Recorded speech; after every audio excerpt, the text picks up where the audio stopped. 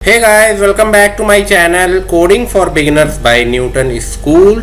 तो last video में मैंने आपको कुछ क्वेश्चंस दिए थे, लाइक 4 क्वेश्चंस दिए थे मैंने, जिसमें से पहला है write a program to find given number whether it is positive और नेगेटिव। तो इस वीडियो में मैं आपको एक एक क्वेश्चन वो सॉल्व करवाऊंगा, बट मेरी दिली ख्वाहिश जिसे कहते हैं वो ये है कि आपने चारों क्वेश्चन खुद ही कोड कर लिया हो। तो प्लीज़ क्वेश्चन नंबर डाल के कमेंट कर दें अपना कोड, तो मुझको दिल से बहुत अच्छा लगेगा। और अगर कोई प्रॉब्लम भी हुई है कोई या कहीं अटक गए आप कोड करने में तो कोई बात नहीं, ध्यान से देखिएगा, मैं चारों क्वेश्चन सॉल्व करूँगा। आइए शुरू करते हैं वीडियो। तो गाइस, ये हम जंप कर चुके हैं अपने न्यूटन स्कूल की वेबसाइट पे। 0 rupees fee till placement, apply now for free. The main thing is पे आफ्टर प्लेसमेंट। ये हमारी कुछ टॉप कंपनी है जिनके साथ पार्टनरशिप है। ये हमारे को फाउंडर सर हैं, IIT रुड़की से पास आउट हैं, सिद्धार्थ महेश्वरी सर। तो बहुत अच्छा है हमारा ये जो स्कीम है। आप मेरी फर्स्ट वीडियो देख सकते हैं, उसमें मैंने बहुत अच्छे से डिटेल में समझाया हाउ इट वर्क। तो अभी बिना टाइम वेस्ट करे मैं लॉगिन करूँगा।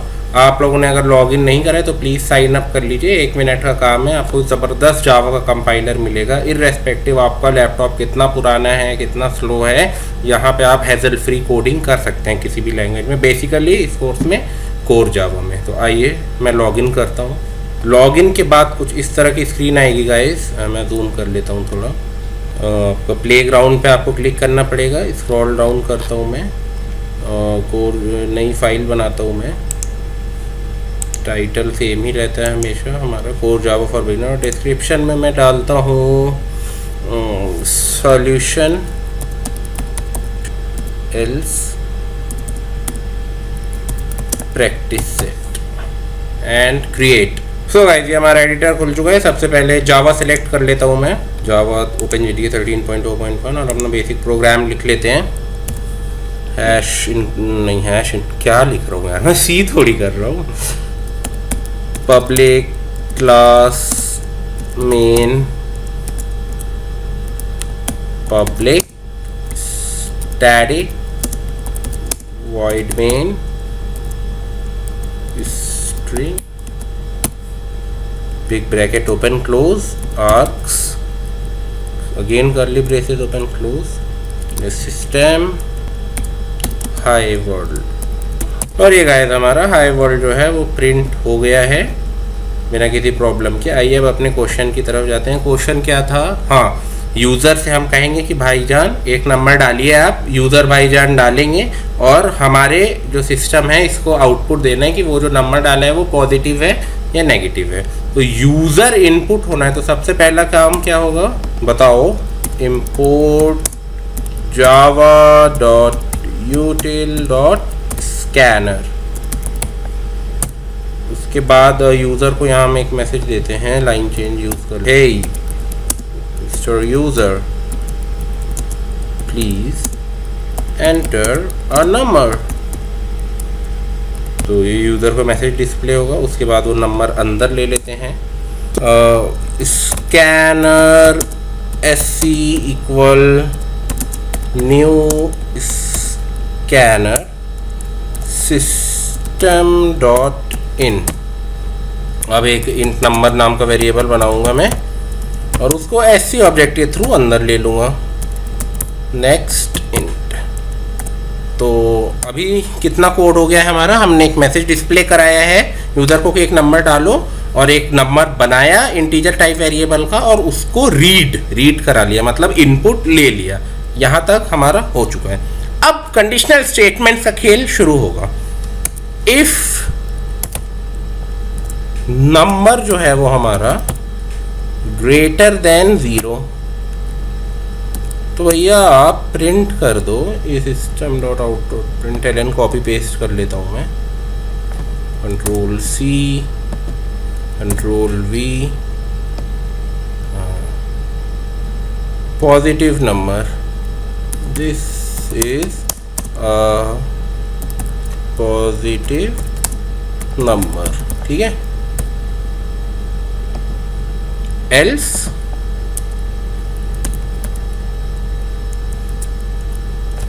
system.out.println this is a negative number, this is a negative number. ठीक है, अगर 0 से बड़ा है तो पॉजिटिव वरना नेगेटिव। आइए रन करा के देखते हैं कि प्रोग्राम सही चल रहा है या नहीं।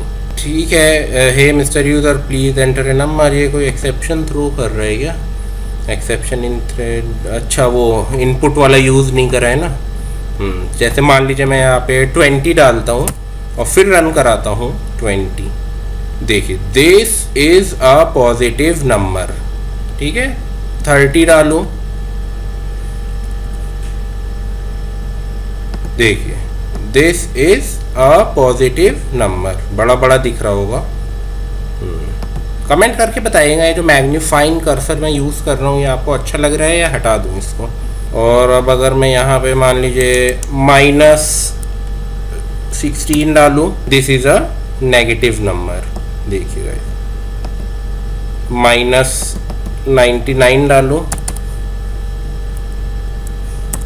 Again this is a negative number. But इसमें एक प्रॉब्लम है इस कोड में, 0 से बड़ा एल्स नेगेटिव। अगर मैं यहाँ 0 डालूं तो क्या होगा? 0 की तो कंडीशन ही नहीं है, 0 से बड़े की है और एल्स की है, यानी 0 का इक्वल और छोटा एक कैटेगरी में आ रहा है, तो मेरे ख्याल से 0 को भी नेगेटिव दिखाएगा, विच इज फॉल्स। आइए देख लेते हैं। देखिए ये 0 को भी आपके नेगेटिव नंबर दिखा रहा है, तो भाई ये तो गड़बड़ हो गई, 0 नेगेटिव तो नहीं है।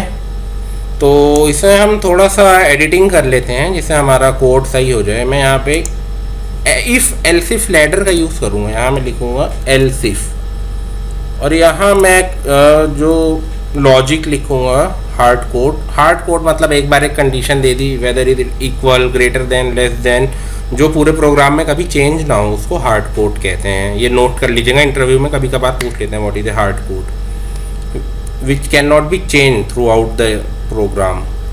तो यहाँ पे नंबर ग्रेटर देन 0 हो गया, नंबर लेस देन 0 लग देते हैं, लेस देन 0 में this is a negative number. तो 0 से बड़ा पॉजिटिव, 0 से छोटा नेगेटिव। अब क्या एक ही कंडीशन बची, फॉल्स जो होगा 0 पे फॉल्स हो जाएगा, ना ये कंडीशन ट्रू होगी ना ये होगी। उसके लिए एक एल्स बना लेते हैं, simple else system.out.println this is 0। तो अब इसमें कोई वो नहीं है, चाहे आप 0 डालें, पॉजिटिव डालें, नेगेटिव डालें, सब में हमारा जो कोड है वो बहुत अच्छे से रिस्पॉन्ड करेगा। जैसे अभी 0 पहले से डला हुआ है, मैं रन करता हूँ, ये देखिएगा 0 जो है वो हमारा दिस इज 0 प्रिंट हो गया है 0 पे। -1 डाल के देखता हूँ, this is a negative number, और +1 डाल के देखता हूँ, this is a positive number. तो यह हमारा कोड पूरी तरह से क्वेश्चन 1 हो गया है, ये उसका कोड है पूरा। ये मैं Ctrl+C Ctrl+V करके डिस्क्रिप्शन में डाल दूंगा, वैसे आपको समझ आ गया होगा। आइए अब क्वेश्चन नंबर 2 की तरफ चलते हैं। क्वेश्चन नंबर 2 है हमारा, write a program to find greatest number among the 3 numbers user input. तो अब यूज़र जो है वो 3 इनपुट डालेगा, नंबर 1, नंबर 2, नंबर 3। उसमें से जिसकी वैल्यू सबसे ज़्यादा होगी वो पॉपअप करना है आउटपुट पे कि this is the largest number among all of 3। तो आइए ये करके बताता हूँ मैं कैसे इसका होगा सॉल्यूशन। सो गाइस इस क्वेश्चन में होगा कुछ इस तरीके का। पहले मैं ज़रा इसको कमेंट आउट कर देता हूँ, मल्टी लाइन कमेंट लगा देता हूँ इस क्वेश्चन के लिए मैं, ठीक है यहीं पे होगा। हाँ, कि 3 नंबर डालने हैं, और यहाँ पहले क्वेश्चन 1 भी लिख देता हूँ मैं, तो आपको कोड देने में अच्छा रहेगा। क्वेश्चन 1 ये हो गया। अब क्वेश्चन 2, ठीक है, 3 नंबर डालने हैं, उसमें से ग्रेटेस्ट निकालना है हमें। तो ये सब चीज़ें तो हम कर ही चुके हैं, इंपोर्ट java.util.scanner भी कर चुके हैं, sc नाम का ऑब्जेक्ट भी बना चुके हैं। Hey mister user please enter a number, नहीं यहाँ पे अब होगा प्लीज़ एंटर, या फिर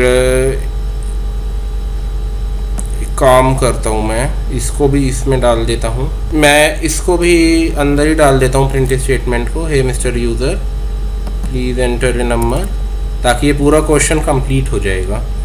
और इसको यहाँ से कट कर देते हैं, क्वेश्चन 2 में डालते हैं। यूज़र को मैसेज आएगा, hey mister user please enter 3 numbers.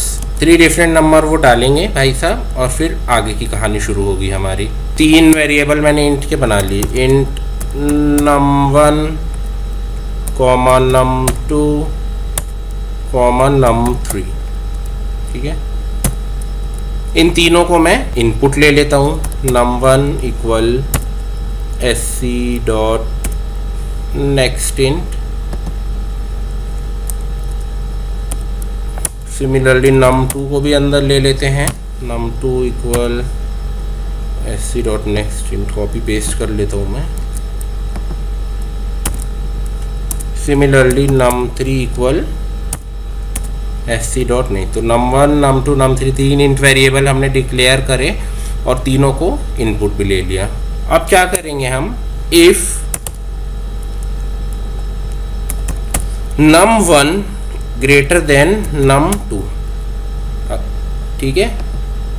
If जो हमारा नंबर 1 है वो नंबर 2 से बड़ा है, अगर बड़ा है तो फिर 3 से चेक करेंगे, और अगर छोटा है तो बात ही ख़त्म, ये इफ़ से ही बाहर आ जाएगा हमारा। तो इसके अंदर मैं एक और इफ़ लिखूंगा, अगर नंबर 1 नंबर 2 से बड़ा है और अगर नंबर 3 से भी बड़ा है, if num1 greater than num3, इसका मतलब हुआ num1 is greater than num2 और num1 is greater than num3, दोनों से बड़ा है वो। अगर ये दोनों कंडीशन ट्रू होंगी तब मैं system dot out dot println करूँगा, जो system dot out dot println और num1 it is the num1 डाल के कॉन्कैटिनेट कर दूंगा प्लस से, जैसे मैंने आपको सिखाया था। फिर अपनी स्ट्रिंग लिखूंगा प्रिंट की, एक स्पेस देके num1 इज द ग्रेटेस्ट, ठीक है। सेम यही चीज़ हम num2 और num3 के लिए करेंगे, तो इसको कॉपी पेस्ट ही कर लेता हूँ मैं। यहाँ पे अब मैं कर देता हूँ इफ num2,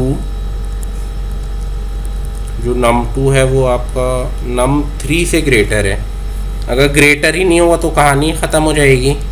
और फिर num2 आपका num1 से भी ग्रेटर हो, 3 से भी ग्रेटर हो, 1 से भी ग्रेटर हो, और दोनों से अगर होगा तो फिर num2 इज़ द ग्रेटेस्ट।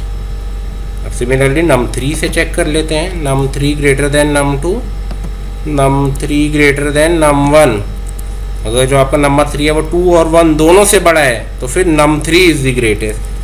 यहाँ पे मैंने कोई लैडर यूज़ नहीं करी है, सिर्फ इफ़, जैसा मैंने आपको सिखाया था कि सिर्फ इफ़ भी हम यूज़ कर सकते हैं अपने प्रोग्राम में। अगर आपने नहीं वो लेक्चर्स करे तो प्लीज़ पहले एक बार वो कर लें, वरना अभी कुछ समझ नहीं आएगा आपके, आगे पूरा कोर्स कुछ समझ नहीं आएगा, प्रॉब्लम होगी बहुत समझने में। सिर्फ इफ़ हम अपने प्रोग्राम में यूज़ कर सकते हैं, तो वही करा है मैंने, सिर्फ इफ़ यूज़ करा है।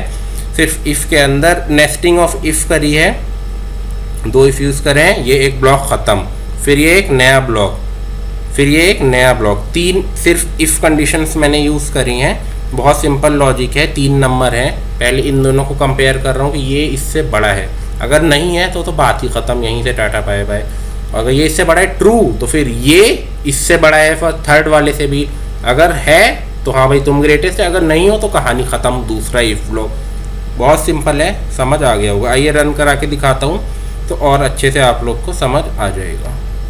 Hey mister user please enter 3 numbers, तो मैं यहाँ 3 नंबर्स डालता हूँ, मान लीजिए 12, 24, 36, और अब रन करता हूँ। ये देखिएगा, 36 इट्स ग्रेटेस्ट हमारे यहाँ पे प्रिंट हो गया है। Mister user please enter 3 number डाले मिस्टर यूज़र ने, और 36 जो ग्रेटेस्ट है हमारा वो प्रिंट हो गया है। ऐसे मान लीजिए मैं यहाँ पे डालूँ 77, 88, 99, एंटर डाल दीजिएगा न्यू नंबर के लिए। ये 3 लाइन में 3 नंबर डाल दिए मैंने, 77, 88, 99, क्या है ग्रेटेस्ट 99। रन, ये देखिएगा ये 99 इज़ ग्रेटेस्ट, ये दिख रहा है ना, मैंने बहुत ज़्यादा जूम कर दिया है, दिख रहा होगा आप लोग को। सो गाइस ये हो गया हमारा सेकंड क्वेश्चन सॉल्व। ये रहा उसका कोड सेकंड क्वेश्चन का, इसको भी मैं कमेंट आउट कर देता हूँ पूरे को, ताकि आपको देने में आसानी रहे।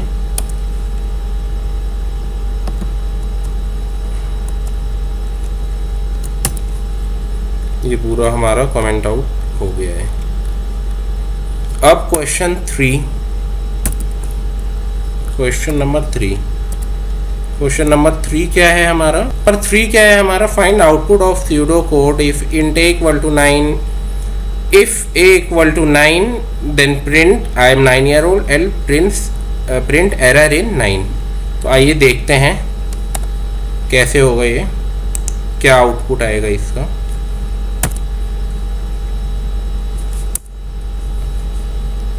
इफ नहीं, पहले int a equal to 9, ठीक है, और if a equal to 9 then system dot out dot println I am 9 years old, I am 9 years old, OLS नहीं old, else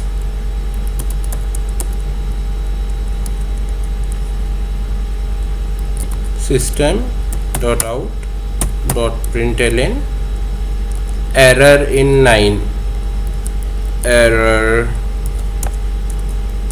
in 9। तो मेरे ख्याल से बहुत सारे बच्चों ने तो इसका आंसर बता दिया होगा पहले से ही। ये हटा देता हूँ मैं कस्टम इनपुट, और अगर नहीं बताया तो अभी मैं बता देता हूँ। int equal to 9, if equal to 9, ये एक एरर है गाइस, क्योंकि ये असाइनमेंट ऑपरेटर है, कुछ इक्वेट नहीं कर रहा है। यहाँ पे हमें बूलियन वैल्यू चाहिए होती है, बूलियन मतलब वेदर ट्रू और फॉल्स, तभी इफ और एल्स जो है हमारा एल्स इफ वो सक्सीड करता है। यहाँ पे कोई बूलियन वैल्यू तो आ नहीं रही, ये तो एक असाइन कर रहा है वैल्यू जो पहले से असाइन है। तो यहाँ पे कंपाइलर कंफ्यूज हो जाएगा हमारा और एरर दे देगा। यकीन नहीं है तो देख लीजिए।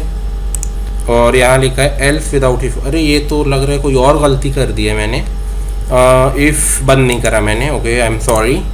इफ़ बंद हो गया, एल्स भी बंद हो गया, ठीक है। अब देखिए, अब जो रन कराने पे आ रहा है main.java.44 incompatible type int can be converted into boolean if a equal to 9। तो ये मैं पहले भी समझा चुका हूँ, फिर समझा रहा हूँ आपको। तो यहाँ पे ऐसे एरर होगा। हाँ, अगर मैं ए इक्वल 9 कर दूँ यहाँ पे, तब हमारा यहाँ पे आ जाएगा आई एम 9 ईयर्स ओल्ड। ये देखिए अब आ गया हमारा आई एम 9 ईयर्स ओल्ड। और मैं 9 के अलावा कुछ और डालूँ अगर अब तो, या यहाँ पे 10 कर दूँ वैल्यू, तो एल्स वाला ब्लॉक एरर इन 9 हमारा प्रिंट हो जाएगा। देखिए एरर इन 9 यहाँ पे हमारा प्रिंट हो गया। तो यहाँ पे हमेशा आपके लॉजिक बूलियन वैल्यू होती है, चाहे आप वो लॉजिकल एंड और से करें, इक्वेटिंग ऑपरेटर से करें, greater than, less than, equal, not equal to, वो इक्वल टू, इस तरह के आप यहाँ पे ऑपरेटर नहीं यूज़ कर सकते। ठीक है, तो ये हो गया हमारा क्वेश्चन नंबर 3 भी कंप्लीट। इसको भी कमेंट आउट कर देता हूँ मैं, स्टार फॉरवर्ड स्लैश। अब क्वेश्चन नंबर 4 की तरफ चलते हैं, पहले लिख देता हूँ क्वेश्चन 4।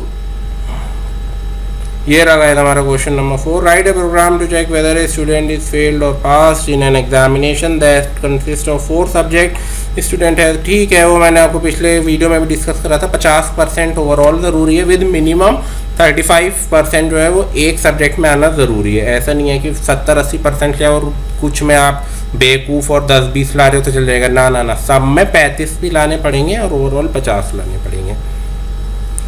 तो आइए देखते हैं ये वाला क्वेश्चन कैसे सॉल्व होता है, मैं आपको सॉल्व करके दिखाता हूँ। सो गाइस, 5 सब्जेक्ट के मार्क्स हमें यूज़र से लेने हैं और फिर बताना है कि वो बच्चा पास है या फेल है। और पास और फेल का क्राइटेरिया मैं आपको पहले बता चुका हूँ, 50% overall with 35% minimum in each subject. Okay, so let's begin our program. ऊपर वाला कहाँ तक अनकमेंटेड एक बार देख लूँ मैं, स्कैनर का ऑब्जेक्ट बना हुआ है। ठीक है, तो यहाँ मैं क्या करूँगा, 5 सब्जेक्ट के बना लेता हूँ मैं। इंट मान लीजिए आपका कौन से सब्जेक्ट लूँ, डेटा स्ट्रक्चर ले लेता हूँ, डेटा स्ट्रक्चर्स कॉमा एल्गोरिथम्स बहुत इम्पॉर्टेंट है। अगर आप कॉलेज स्टूडेंट हैं या कंप्यूटर साइंस में फ्लोरिश करना चाहते हैं तो ये चीज़ जावा में करें, सी प्लस प्लस में करें, पाइथन में करें। डी एस एन एल ओज आपके बहुत और strong logic building obviously, but D S A बहुत मेन है। कैसे लॉजिक बिल्डिंग स्ट्रॉन्ग करनी है उसमें अगर आपको सेशन चाहिए तो बता दीजिएगा, मैं एक वीडियो बना दूंगा। तो डेटा स्ट्रक्चर, एल्गोरिथम और आपका सी प्रोग्रामिंग ले लेते हैं। सी प्रोग्रामिंग हो गया और मैथ्स ले लेते हैं। कितने हो गए? 1 2 3 4। और आपको हम नेक्स्ट स्लाइड में ले लेता हूँ, आपको साफ दिखे ताकि। इंट ग्राफिक्स ले लेता हूँ, ग्राफिक्स, ठीक है। तो ये 5 सब्जेक्ट हो गए हमारे। इन सबको इनपुट ले लेता हूँ। Data structures equal sc dot next int,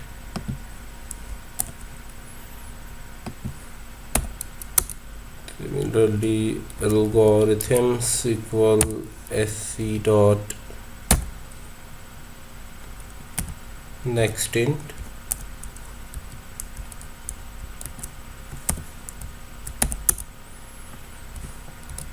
C programming equal sc dot next int,